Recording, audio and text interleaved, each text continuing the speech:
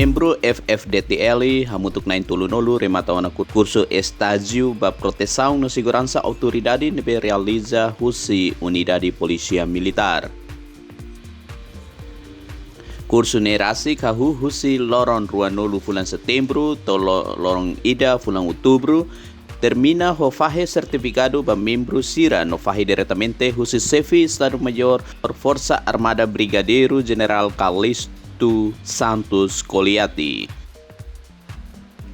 Iha encerramento Brigadeiro General Coliati husu ba membro sira na betuir curso refere atu cair meting padrão no uniformiza procedimento na besira hetang durante iha curso.